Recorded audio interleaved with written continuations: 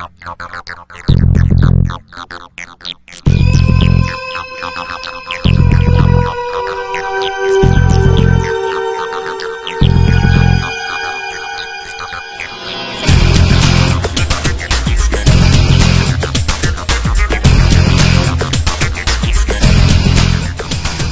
there traders, it's Jeff from thestockbandit.com, and in this video I just want to talk about bottom fishing. Everyone wants to get involved in stocks. They all want to buy low and sell high. That's kind of the first thing that you hear even as a kid before you even have money to get into the market. You hear this adage and everyone wants to talk about it, and so as you get into the market, your initial inclination is to find something that's been beaten up, and you want to expect that you're buying it low, and you look at where it came from and you think, well, it can go all the way back up there, so I must be buying low because this thing just got pounded into the dirt. And you know what? It's really a backward way of thinking. You want to actually buy high and sell higher. But in the case of bottom fishing and finding not necessarily value, but kind of low risk areas on charts to buy stocks that have been beaten up, it's easy to find a stock like this. Here's Network.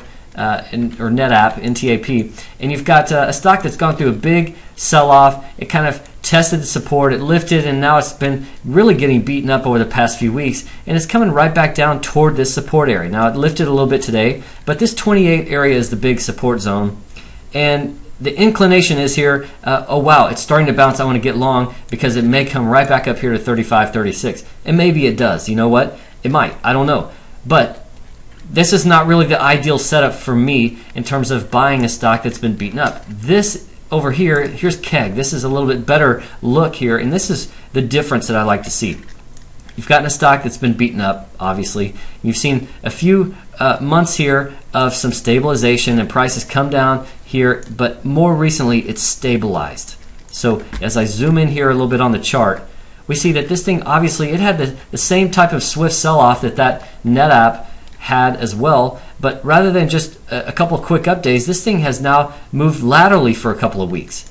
And now you've kind of got the potential here for a little bit of a rounded low, and you've also, most importantly, got a higher low. So that's very positive to see as it came down towards support and it's held above it, just like the NetApp. But the difference is you've now got a little bit of a rounded low here where you get maybe the slingshot reversal back up. Maybe you get kind of this hook look right here, and so watch for resistance to be cleared first. And in the case of this stock, it's really about 715, 720 before that level gets crossed. Maybe then it's able to gather some lasting momentum. Maybe it starts to work on filling this gap here from a few weeks ago. Maybe it starts working its way back up toward resistance. And this is, of course, not a prediction. I don't own a position in this stock. I'm not looking to trade this stock. I just saw it when I was looking through a number of stocks tonight for the subscriber video, and I ran across this and I thought, you know, that's a good example. Here's a stock that's come down, it's created a higher low here on the intermediate term versus